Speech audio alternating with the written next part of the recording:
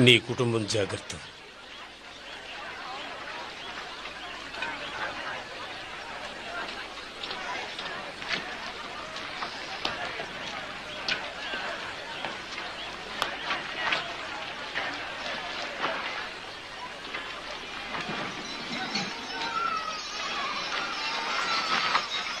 అదిగో వస్తున్నారు, మన వాళ్ళు వచ్చేస్తున్నారు. తొందరగా రండి.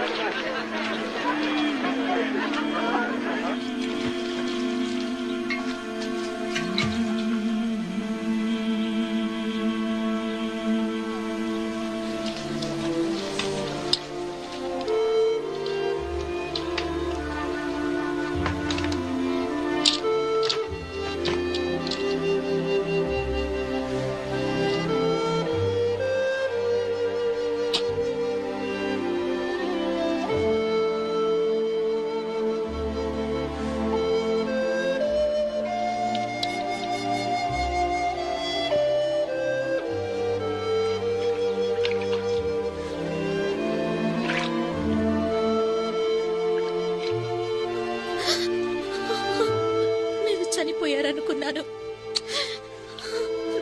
నేను నిన్ను వదిలిపెట్టి సావను. నేనెప్పుడు ఓడిపోను. కానీ నేను ఓడిపోయాను. నేను మీకు కొడుకును కనివ్వలేకపోయాను. ఇప్పటికీ ఆలస్యమైంది. దేవుడు కరుణించలేదు. అలా ఇప్పుడు అనకు. తన వాగ్దానాలను దేవుడు ఎల్లప్పుడూ నెరవేరుస్తూనే ఉన్నాడు. చిన్న చిన్న కొరతలుంటాయి. నా ప్రాణం కంటే ఎక్కువగా నిన్ను ప్రేమిస్తున్నాను.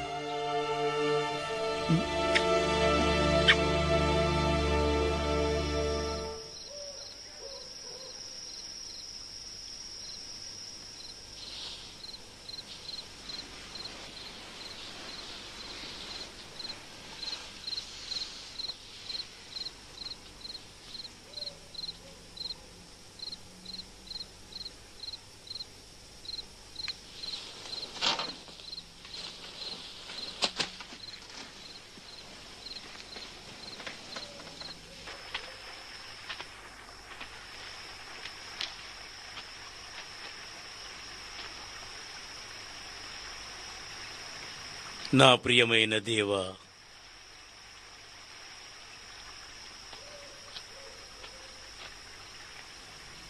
భగవంతుడా, నేను ఒంటరినైపోయానని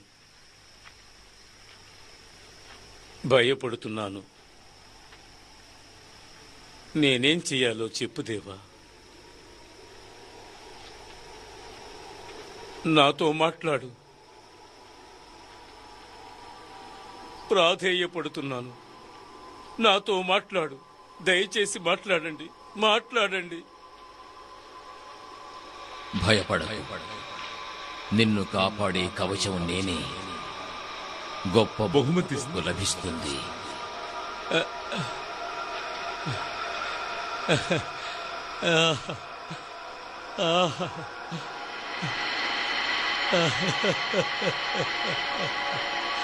ఓ నా దేవా,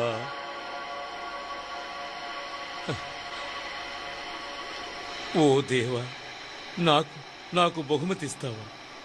నాకెందుకు? నాకు బిడ్డా పాపులు లేరే, సంతతి లేదు. నేను ఏకాకిని. నేను దిక్కు లేకుండా చస్తాను. నీ బహుమతులతో నన్నెందుకు అనుగ్రహిస్తున్నావు? దమాస్కస్ దేశస్థుడు ఎలియజరే నా వారసుడు. వాడే ఈ బాధ్యత తీసుకుంటాడు. అతడే ఈ తరానికి నాయకుడు. చూడు అబ్రాహం, ఎలియేజర్ నీ వారసుడు కాడు. బలిపీఠం దగ్గరకు వెళ్ళు. బలికి సిద్ధం చేయి. వినీలాకాశంలోకి చూడు. నక్షత్రాలను లెక్కించు. నీ వారసులు కూడా అలాగే చేస్తారు. ఉరు నగరం నుంచి నిన్నిక్కడికి తీసుకొచ్చింది నేనే. నీకు, నీ వారసులకు ఈ భూభాగాన్ని ఇవ్వడానికే నేను నిన్ను తీసుకొచ్చాను. కానీ అది ఎలా సాధ్యం దేవా? నాకు కొడుకు అనేవాడు లేకుండా, సంతతి లేకుండా నా తర్వాత వారసులు ఎలా వస్తారు? అబ్రాహాం, నీ రక్తం పంచుకుని పుట్టిన కుమారుడే నీకు వారసుడవుతాడు. ఈ వరాన్ని నీకు ప్రసాదిస్తున్నాను.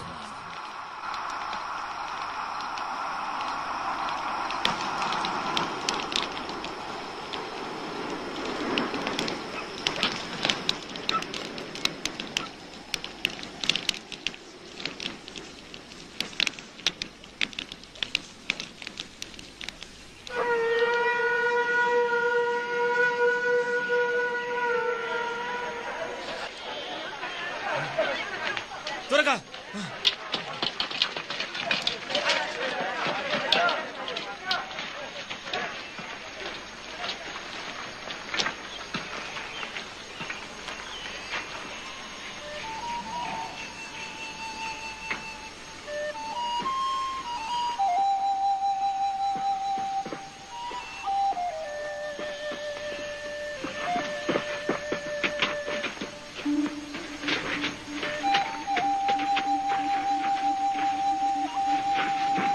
ఆకాశాన్ని భూమిని సృష్టించిన అత్యుత్తమ దైవం అబ్రాంని ఆశీర్వదించుగాక. మీరు శత్రువులను జయించి వీరవిహారం చేయుటకు సహకరించిన ఆ దేవుడి సాక్షిగా నేను మీ అందరి దగ్గరకు ఏతించాను.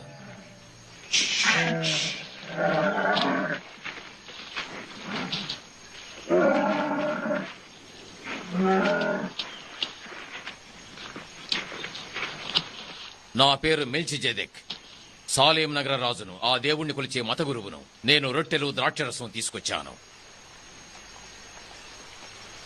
మీ ఆదరాభిమానాలకు నేను కృతజ్ఞుణ్ణి. సృష్టికర్త ఆయన.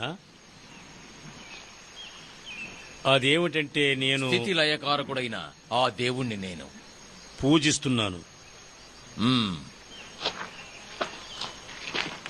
వారు మీకు తెలుసు కదూ? ఆ, నేను ఆ దేవుని గొంతు విన్నాను. ఆయనే ఈ విజయాలను ప్రసాదించాడు.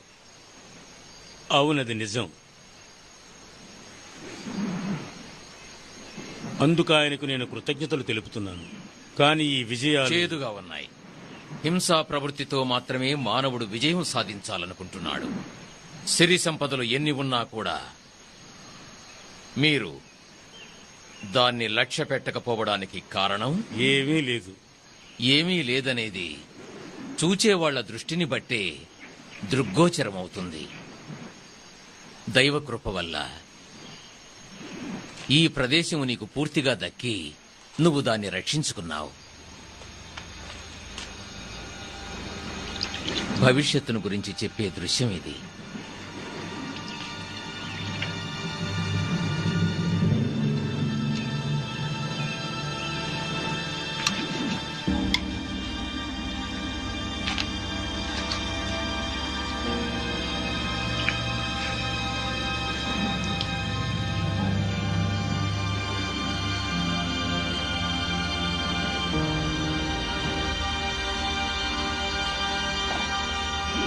మిమ్మల్ని అర్థం చేసుకున్న మనిషి ఇతను. నా మంచి దేవుడు ఇతన్ని పంపించాడు.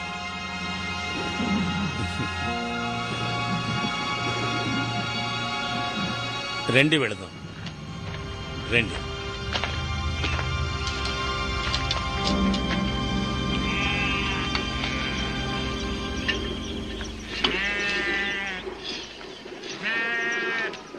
హాగర్, అమ్మగారు, మేం మీకేం చేయాలి?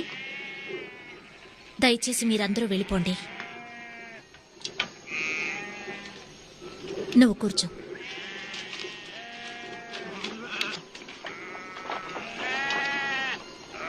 నువ్వు చేయగల సహాయం ఒకటి ఉంది. నా సహాయమా? నేను మీ సేవకురాల్ని. మీరేం చెప్పినా నేను చేయాలి. నిర్ణయం తీసుకోవాల్సింది నువ్వు. నా బలవంతం ఏవీ లేదు. ఈజిప్టు వాస్తవ్యురాలైన నీకు మా ఆచారాలు తెలియకపోవచ్చు. నీకు అభ్యంతరం లేకపోతే ప్రతి రాత్రి నువ్వు మా గూడారానికి వచ్చి నా భర్తతో రమించాలి. నువ్విలా చేయవలసింది నువ్వు గర్భవతి అయ్యేంతవరకే సుమా. నువ్వు బిడ్డను కన్న తర్వాత నువ్వు సేవకురాలిగా ఉండొచ్చు. అర్థమైందా? మా చట్ట ప్రకారం ఆ బిడ్డ నాది. సరేనా? అమ్మగారు, మరో దారి కనిపించడం లేదు.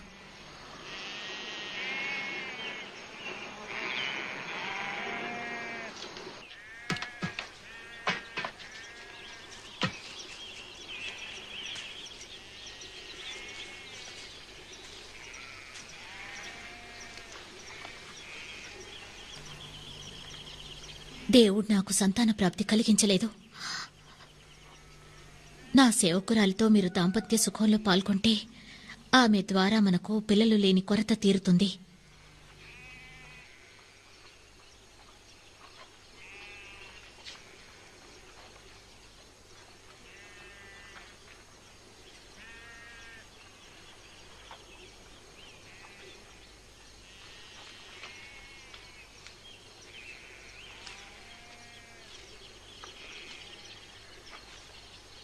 నువ్వు కాసేపు బయటకు వెళ్ళు.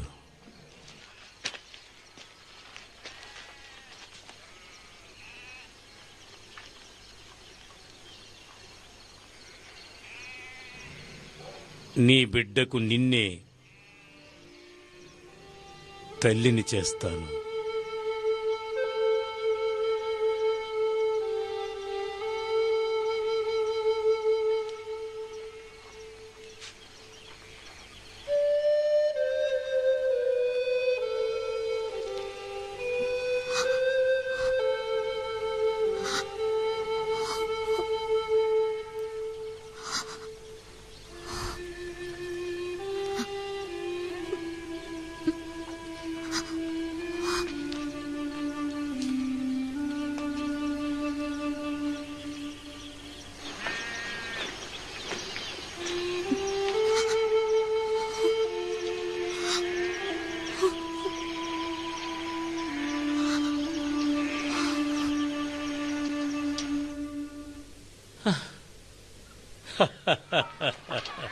రా రా రా రా రా రా రా. ఆశ్చర్యంగా ఉంది కదూ. ఈ సంవత్సరం అసాధారణంగా ఎక్కువ పిల్లలు పుట్టాయి. త్వరలో ఇంకో బిడ్డ కూడా పుట్టబోతోంది. హాగార్ గర్భవతి అయింది.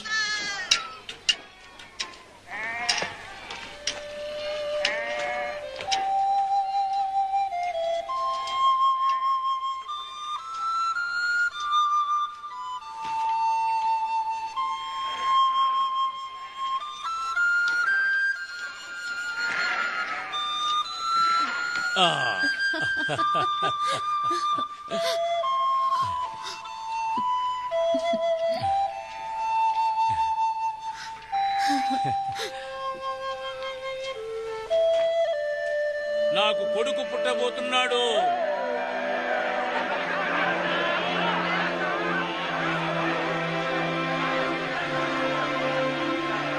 ఒకవేళ ఆ బిడ్డ కూతురైతే? దేవుని ఆజ్ఞ ప్రకారం నాకు కొడుకే పుడతాడు. వాణ్ణి బుద్ధిగా పెంచాలి.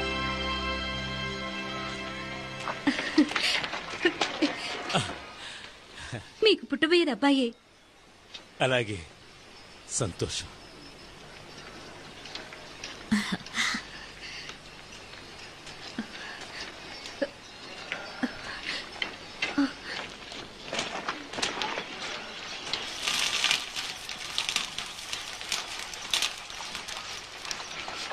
వాసన అదోలా ఉంది. మేకలు తినే మూలిక ఇదే తెలుసా?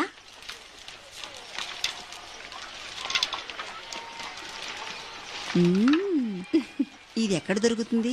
మా ఈజిప్ట్ వాళ్ళకి మాత్రమే ఇది తెలుసు. ఏంటది? నేను అయ్యగారి కోసం తయారు చేస్తున్నాను. మా వారికి నేను వంట చేయలేనా? నాకు గుర్తుకొస్తుంది, ఇది ఫారోకి బాగా నచ్చిన వంటకం. మీరు ఎన్నోసార్లు ఆయనతో కలిసి తిన్నారనుకుంటాను.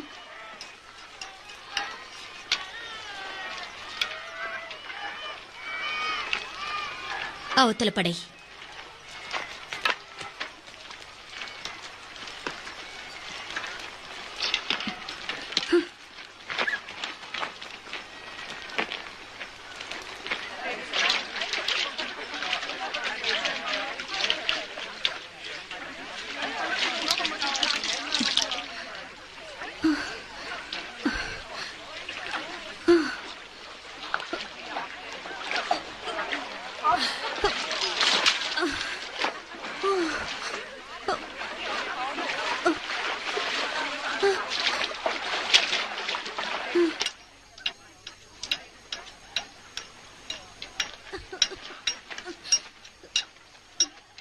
ఏం చేస్తున్నారు మీరు?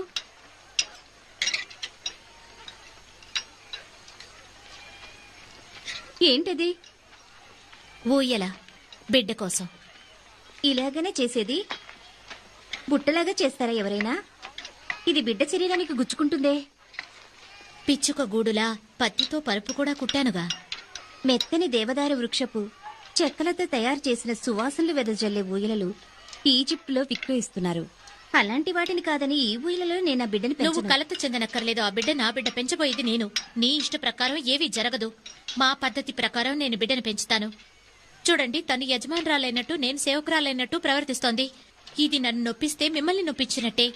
దాంపత్య సంపర్కానికి తన్ను మీ దగ్గరికి పంపించింది నేను. తాను గర్భం ధరించినప్పటి నుంచి నన్ను చాలా చులకనగా చూస్తోంది.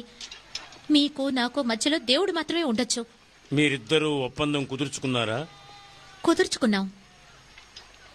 కుదుర్చుకుంటే నిర్ణయం నువ్వే తీసుకోవాలి. ఎంతైనా తను నీ సేవకురాలు.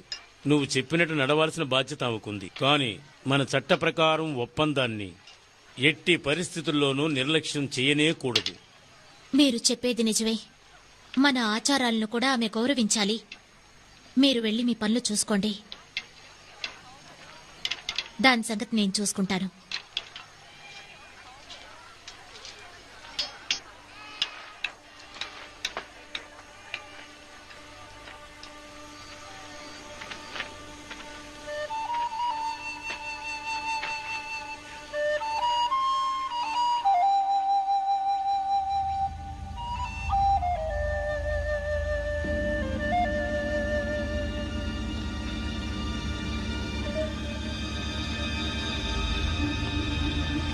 హాగార్!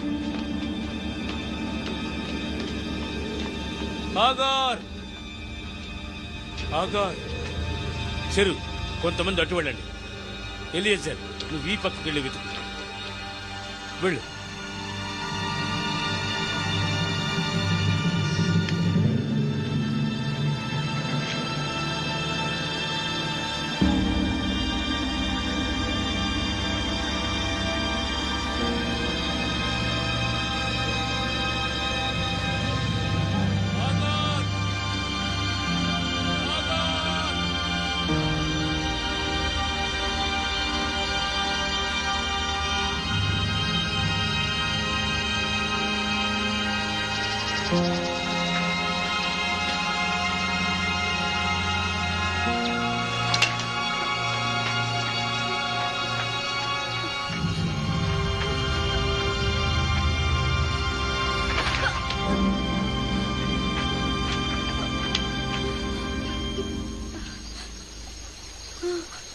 హాగార్,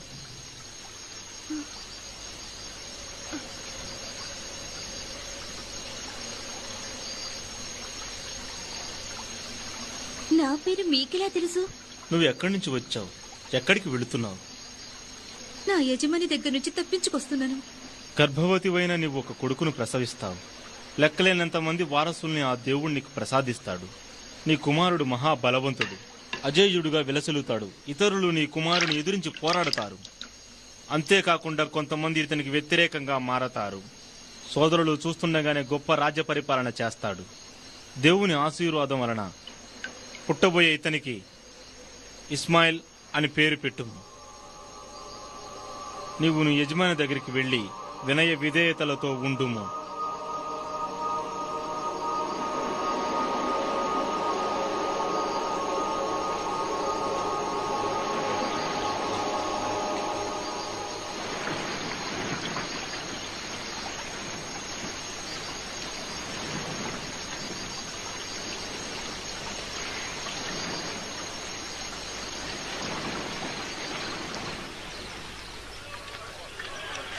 మీరందరూ ఆ లోయ లోపలికి వెళ్లి వెతకండి.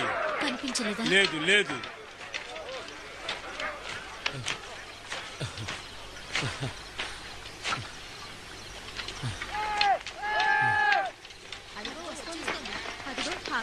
చూడండి.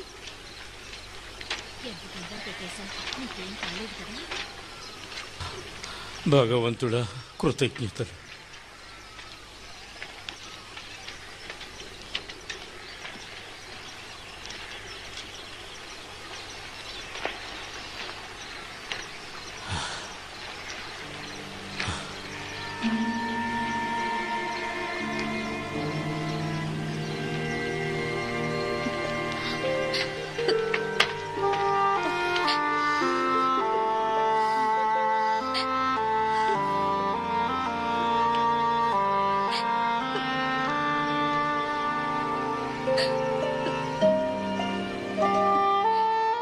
నేను దేవదూతను చూశాను. నాకొక కొడుకు పుడతాడు. వాడి పేరు ఇస్మాయిల్ అని చెప్పాడు.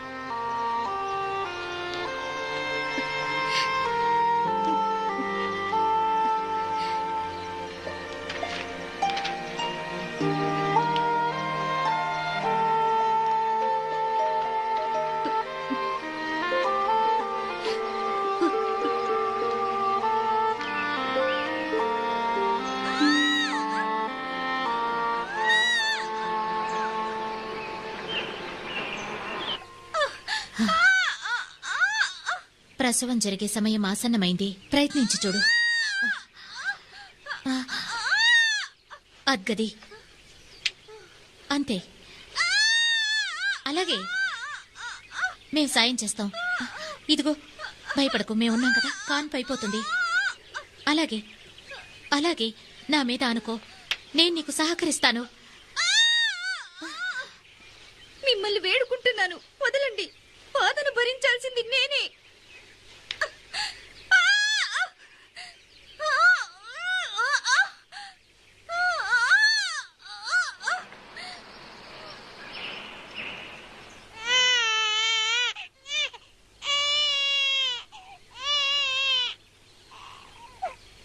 Abram, Abram.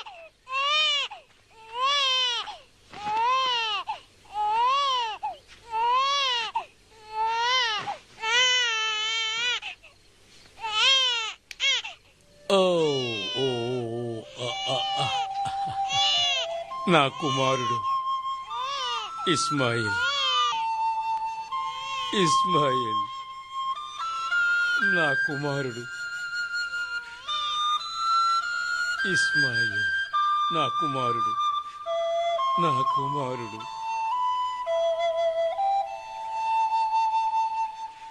ఇస్మాయిల్, నీకు ఎక్కువ ప్రియమైన దాన్ని దేవునికి బలి ఇవ్వాలి. ఇష్టం అంటే నువ్వు జీవితంలో అమితంగా ప్రేమించేది, వదులుకోవడానికి ఇష్టపడనిదిగా ఉండాలి. నువ్వు ఇష్టపడే ఈ పొటేలు పిల్లలాంటి. ఇది ఒక అందమైన మూగజీవి. ఎక్కువ పిల్లల్ని గానీ నీకు సంపదను పెంచుతుంది. అలాంటి ఇష్టమైన దాన్ని నువ్వు దేవుడికి బలి ఇవ్వడం అన్నమాట. నాకు దేవుడే దిక్కు, దేవుణ్ణి మించిన వాళ్ళెవరూ లేరని నిరూపించడానికి ఈ గుర్తు. ఇది ఎన్నడూ మరువకూడదు. అర్థమైందా? అర్థమైంది. ఇకపోతే ఆచారాన్ని సక్రమంగా నిర్వర్తించాలి. నువ్వు బలి ఇవ్వబోయే ప్రాణి బలికి సహకరించేటట్టు నిశ్శబ్దంగా ఉండాలి.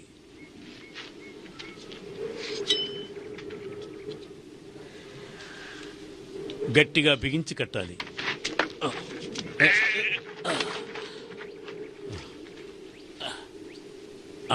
గట్టిగా కట్టు.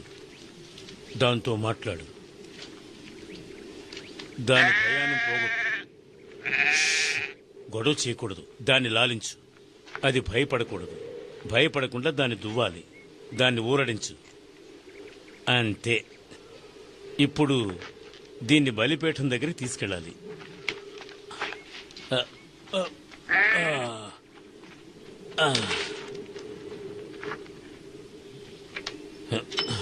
దీన్ని వెంటనే నరికేయాలి. తొందరగా.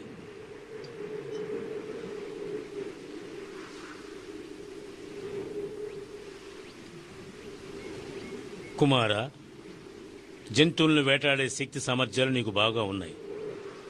ఇది విద్యాసంగా ఉంది. అవును. నీ మనసులో అంతర్గతంగా మరో విధంగా ఆలోచించాలి. చెయ్యి.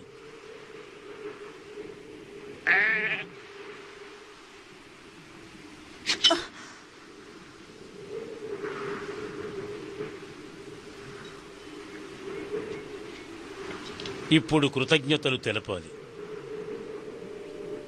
ఓ భగవంతుడా, నీకు నా కృతజ్ఞతలు. నీకు నా కృతజ్ఞతలు భగవంతుడా. రోజు నేను నిద్ర లేచిన తర్వాత నాకు కొత్త అనుభవాన్ని ఇస్తున్నావు. రోజు నేను నిద్రలేసిన తర్వాత నాకు కొత్త అనుభవాన్ని ఇస్తున్నావు.